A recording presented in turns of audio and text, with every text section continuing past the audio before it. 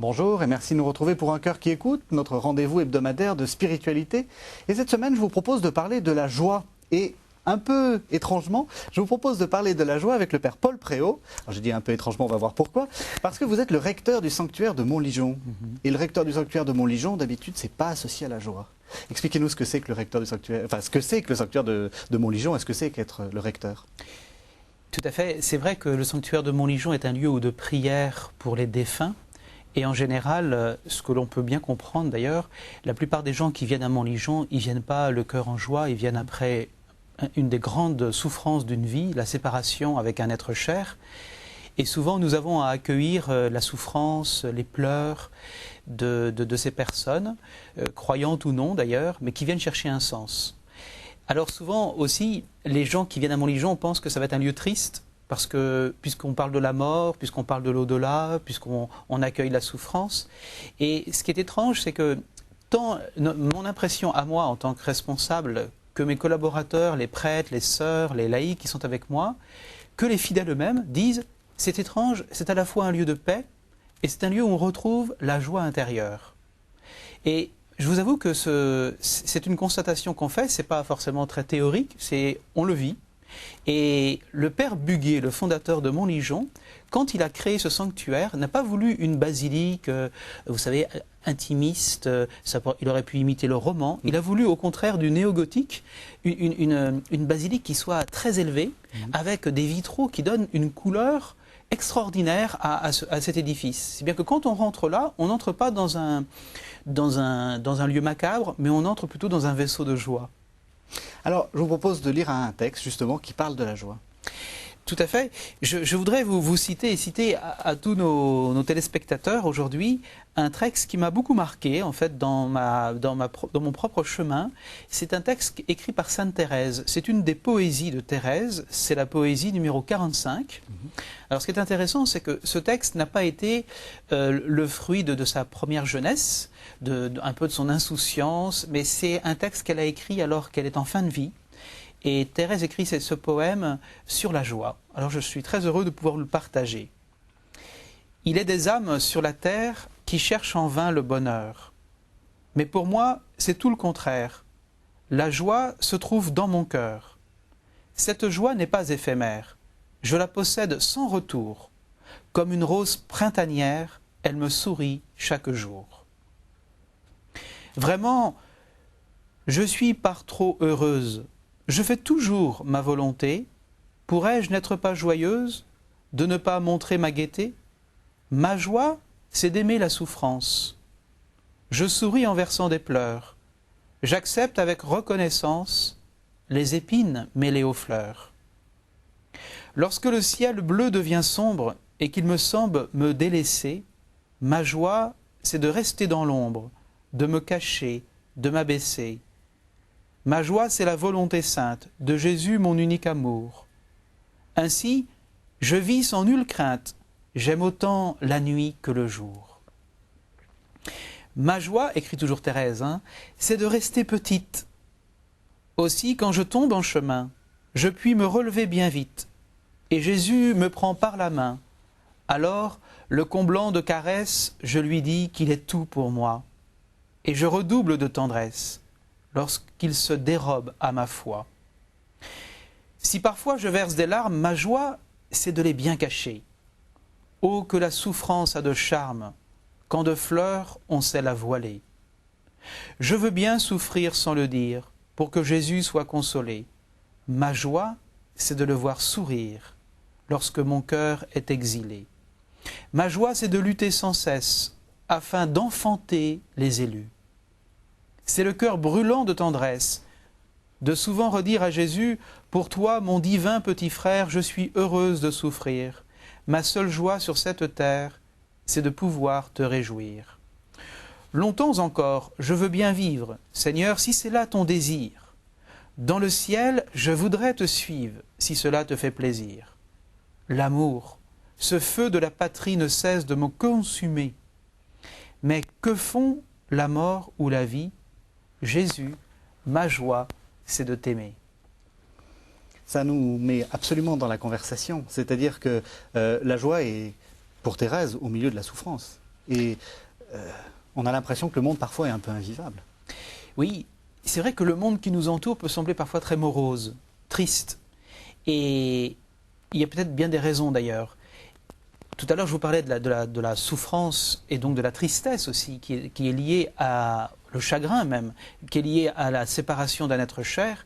Mais je pense qu'il y a aussi beaucoup d'autres raisons de cette souffrance et de cette tristesse surtout. Parce que vous voyez que Thérèse dissocie la souffrance de la tristesse. Et je pense que ça, c'est très instructif pour une vie chrétienne. Les causes de la tristesse, ça peut être le plaisir d'amasser pour soi, être dans l'avoir, dans la possession, mais que cette possession ne comble pas mon cœur. Donc je veux toujours avoir plus, mais je me rends compte que, en fin de compte, ça ne remplit pas ce désir d'infini qui m'habite, ce désir de joie justement, qui est au fond inscrit dans le cœur de tout homme. Et puis une autre chose qui me marque, c'est dans la vie de Thérèse de voir que petit à petit, elle va laisser Jésus prendre le gouvernail de sa vie. Et ça va constituer sa joie. C'est pas tellement de souffrir qui est sa joie, parce qu'elle n'est pas masochiste, Thérèse.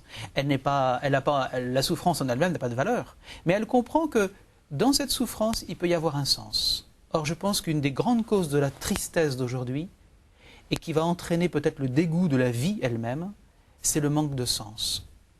Notre humanité souffre de cela. Elle ne sait pas pourquoi elle vit. Et elle n'a pas en elle les raisons d'espérer.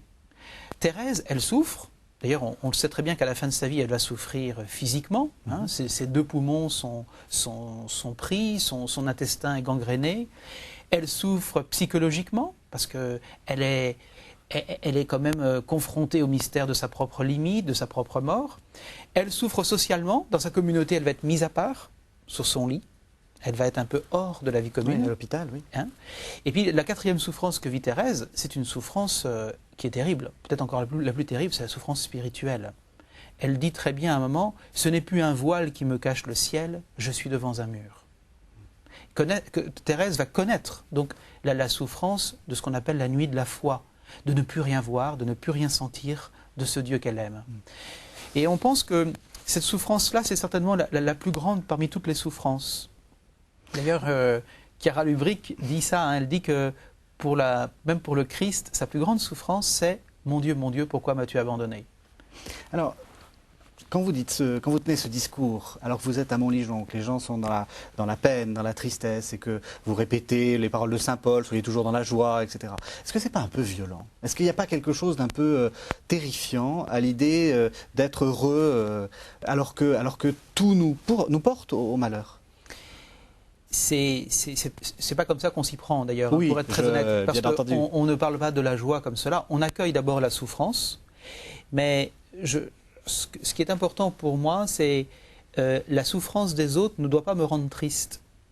La souffrance doit entraîner dans notre cœur la compassion, c'est-à-dire souffrir avec. Mais cette souffrance n'élimine pas au fond de l'âme la vraie joie. La vraie joie qui n'est pas d'abord l'acquisition de l'homme, la méthode Coué. Alors, il faut faire un sourire, il faut, vous savez, un peu le sourire qu'on demande à certains salariés parce qu'ils sont commerciaux. Il faut sourire pour vendre ton produit. Nous, on ne vend pas de produit. On accueille la personne et on demande au Seigneur vraiment de nous habiter. Et je pense que le thème de la joie est très proche d'un autre thème qui est celui de la consolation. D'ailleurs, on dit que la joie, pour nous, est le fruit de l'Esprit Saint. Mais l'Esprit, il est paraclet, il est consolateur. Et cette joie, ce n'est pas du donner tout seul. On peut très bien être dans une... Les gens nous disent, mais moi, je n'ai pas une nature joyeuse. Donc, du domaine de la nature, on peut très bien ne pas extérieurement exprimer cette joie, mais la vivre intérieurement, parce qu'elle est un don du Christ ressuscité. Pourquoi est-ce que le Christ donne de la joie? Ça fait partie de sa nature? D'où ça vient, cette association entre le Christ et la joie? Ça, c'est très beau ce que vous me dites là, parce que ça me réjouit beaucoup de pouvoir vous en parler en plus. Parce que pour moi... et c'est dommage parce que ce n'est pas bien perçu peut-être par le monde. Le Christ est venu pour cela. Quand vous regardez dans Saint Jean, si vous me permettez, je vais vous lire un petit passage de Saint Jean. Je vais vous lire au chapitre 15, donc c'est dans les discours après la scène, la sainte scène de Jésus.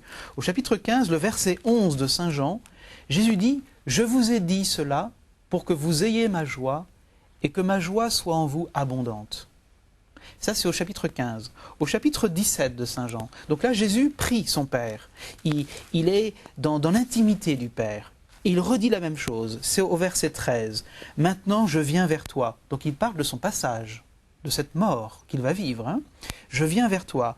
Et je parle ainsi dans le monde, afin qu'ils aient en eux ma joie complète. » Et ce qui est très intéressant, c'est qu'au chapitre 15, comme au chapitre 17 de Saint Jean, Jésus dit « je dis » ou « je parle ». Or Jésus, c'est le Verbe, c'est la parole incarnée. Donc toute sa mission, il la condense dans cet événement, ma joie.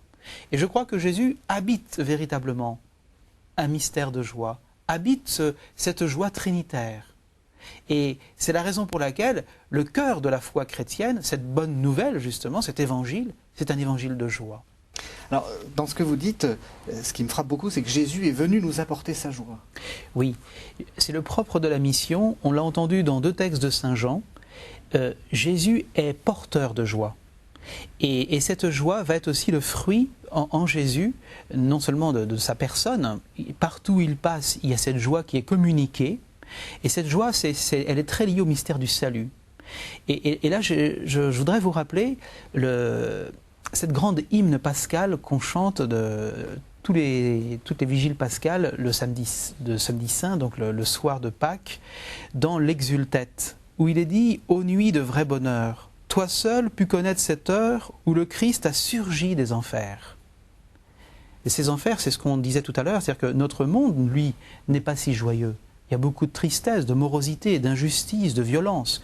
Mais justement, le Christ est venu les habiter. Il a surgi de nos enfers, et c'est de toi qu'il fut écrit « La nuit resplendit comme le jour, la nuit même est lumière pour ma joie. » Ça veut dire que pour nous, la joie, elle est un fruit du Christ mort et ressuscité, et elle est un fruit qui m'est totalement donné gratuitement. Et cette joie habite la Trinité Sainte. C'est-à-dire que ça ne vient pas simplement du Christ, ça vient de beaucoup plus loin. C'est cette joie, en fait, qui nous est déjà donnée sur la terre, et c'est cette joie qui m'attend pour l'éternité. Ce que, dans le texte de Thérèse, ce qui m'a beaucoup frappé, c'est qu'elle dit bien que cette joie, elle la cache un peu, elle est un peu voilée. Il faut pas être heureux, resplendissant, etc. Il faut être intériorisé. Alors, à la fois, il faut être intériorisé, c'est-à-dire qu'il faut d'abord l'étape de l'accueil, puisque c'est un don, il faut prendre le temps de l'accueillir. Oui. Et vous voyez, ce n'est pas donc d'abord un effort de l'homme, c'est d'abord une disposition de l'âme. Et là, je parle bien de la joie spirituelle, c'est-à-dire la joie qui est un don de l'Esprit Saint. Et après ça, elle rayonne par elle-même. Mais chacun de nous, un peu comme les vitraux, va rayonner la joie en fonction de ce qu'il est. Donc, il ne faut pas chercher à être heureux. Non, il ne faut pas chercher à se faire voir. Au sens, par contre, que votre lumière ne soit pas mise sous le boisseau, dit Jésus. Il faut transparaître, être transparent à cette lumière, à cette joie de Dieu dans notre vie. Alors vous, comment vous faites pour la trouver? Alors, c'est quoi votre recette? elle est très simple. S'approcher du Christ. Un peu comme quelqu'un qui s'approcherait du soleil, il n'y aurait plus d'ombre à son visage, si vous voulez. L'ombre, c'est la tristesse. Plus on s'approche du Christ ressuscité, et plus la joie est présente en nous. Et une joie très profonde, et qui peut coexister, comme vous l'avez très bien relevé tout à l'heure, chez Thérèse, avec la souffrance et aussi avec la nuit, c'est-à-dire où je ne peux ne pas être dans le ressenti. Parce qu'il faut distinguer la joie spirituelle, qui est un don de l'Esprit Saint, qui nous habite très profondément, le fond de notre âme, et puis le plaisir, qui est plutôt éphémère, qui est quelque chose que je vais vouloir consommer. On consomme des plaisirs. Mais la joie, c'est quelque chose, c'est une disposition de notre être. C'est intéressant ce que vous dites, parce que souvent, les gens disent « j'ai mal prié » parce qu'ils n'ont rien ressenti. C'est vrai que dans la prière, il y a des moments où on se sent heureux, et puis bon, des moments où on prie et puis il ne se passe rien. Vous dites ce n'est pas un bon critère. C'est pas parce qu'on n'a rien ressenti qu'il ne s'est rien passé. Bien sûr que non. La grandeur de ma prière, c'est la conformité de ma vie, donc de ma volonté en particulier, à la volonté de Dieu. Mais je peux très bien être dans la nuit et être très proche de Dieu. Je peux très bien... C'est pour ça qu'il ne faut pas juger sa prière. Prier, c'est avoir un cœur d'enfant. D'ailleurs, dans la prière que je vous ai lue de Thérèse, je ne sais pas si vous avez fait attention, mais il y a une strophe où elle dit « Ma joie, c'est de rester petite ». Parce que, certainement, le grand piège de la joie, c'est l'orgueil. C'est-à-dire l'homme qui veut s'élever par lui-même à Dieu. Donc, obtenir sa joie, son bonheur, sa renommée, qu'à partir de lui-même. Et là, on casse tout. Alors que la joie, on la reçoit comme un pauvre, avec un cœur de pauvre. Et c'est la première béatitude qu'on a lue hier à la Toussaint. Cette joie de pauvre, c'est la joie de celui qui accepte de tout attendre de Dieu, et y compris son bonheur. C'est-à-dire ce pourquoi il a été créé, parce que nous cherchons tous le bonheur en fait. Mais cette joie, elle est un don de Dieu. Alors, lorsque les gens meurent, très souvent on dit espérons qu'ils viendront, qu'ils sont dans un monde meilleur. Et puis, on parle de purgatoire, là c'est un peu la douche froide si j'ose dire, on se dit, ils sont où? C'est vrai que très souvent on aimerait que nos défunts soient dans la joie. Est-ce que vous pensez qu'ils sont dans la joie? Écoutez, pour moi, et c'est pour ça que j'ai beaucoup de joie à vous parler de la joie alors que je suis à Montligeon, c'est ce que je constate, c'est que la prière pour les défunts n'entraîne pas la tristesse. C'est pas la méthode Coué pour faire son deuil, mais c'est d'abord aider un frère ou une sœur dans l'invisible, mais vivant, à obtenir ce pourquoi il a été créé, la joie de Dieu. Si bien qu'à Montligeon, on construit, on produit de la joie. Tout homme ou toute femme qui prie pour ses défunts veut pour lui le meilleur, oui. Donc la joie. Donc la joie, c'est vraiment ce qui nous attend. Parce que la joie est Dieu. Vous savez, il y a une formule de Saint Jean qui est très profonde, qui dit « Dieu est amour ». D'ailleurs, le pape Benoît XVI insiste beaucoup, puisque ces 3 encycliques, c'est un peu le fil rouge, l'amour de Dieu. Mais en même temps, si Dieu est amour, Dieu est essentiellement joie. Et ça, on ne l'a pas peut-être encore bien compris, c'est que plus on s'approche de Dieu, plus notre vie baigne dans cette joie. Mais les défunts, eux aussi, ils aspirent à cette joie, parce qu'ils comprennent tout d'un coup qu'ils sont faits pour cela. Et le corollaire de la joie, c'est la conversion du cœur, c'est-à-dire être tourné vers celui qui m'a créé. Mais alors, est-ce que, je repose ma question, est-ce qu'on peut se consoler en disant que tel ou tel défunt est dans la joie parce qu'il nous a quittés? C'est souvent une très grande consolation de se dire, avec tout ce qu'il a souffert, le monde dans lequel il est meilleur pour lui. C'est vrai que la plus belle des consolations, c'est celle qui nous vient de l'assurance du salut de ce qu'on aime. Oui. C'est-à-dire, par exemple, je pense à une famille que j'ai accompagnée. C'est un papa et une maman qui ont perdu un enfant de 13 ans. Et cet enfant, ils l'ont perdu par un cancer qui a été terrible pour eux. Ça a vraiment été un calvaire.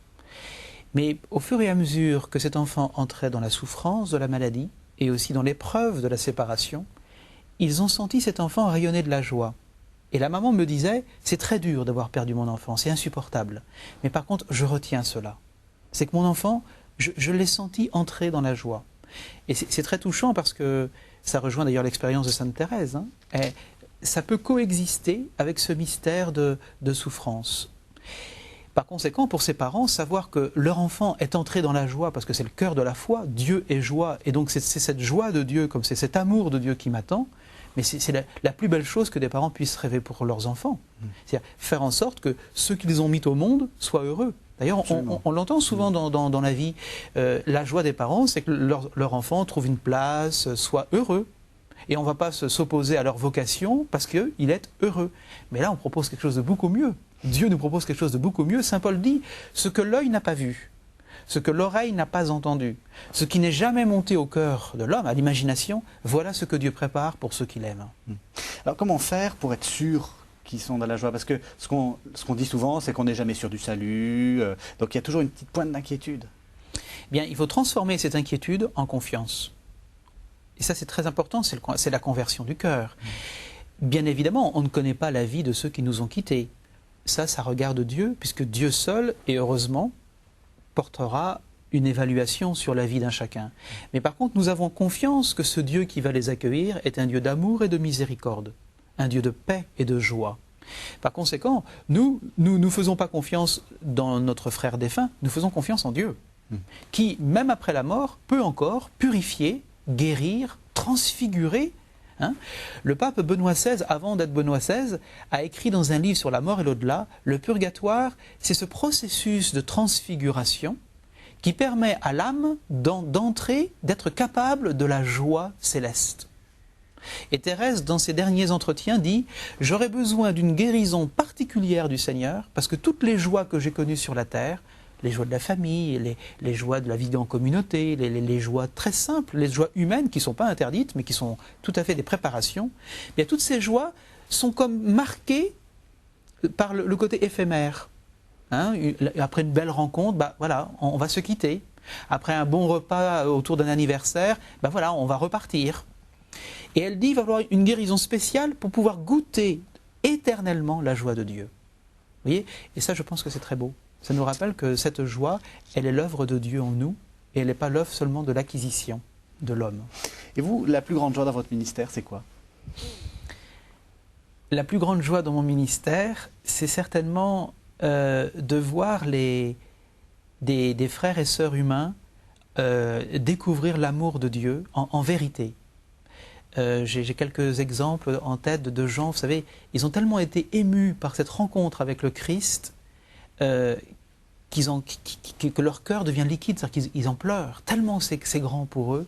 Et on les voit même capables de tout lâcher, et on retrouve là alors la Zachée. Je donnerai 4 fois aux pauvres que j'ai volés, enfin, et je vois ça dans ma vie, et c'est très, très beau. C'est source pour moi d'une très grande joie. Alors on en vient au temps des questions. Première question, quel conseil donneriez-vous à quelqu'un qui viendrait vous voir en vous disant « j'ai envie de devenir chrétien, par quoi commencer ?» Alors je lui répondrais, parce que ça m'est arrivé dans l'avion avec une hôtesse de l'air. Donc c'est quand même étonnant, et c'est assez récent. J'allais à Rome, l'hôtesse de l'air vient me voir dans l'avion après le service, et elle me dit « Père, je suis musulmane, je veux devenir chrétienne. Qu'est-ce que je dois faire ?» Et alors je vais vous dire ce que je lui ai répondu. Je lui ai dit « Madame, il me reste 20 minutes de vol, je ne vais pas avoir le temps de faire un cours de catéchisme.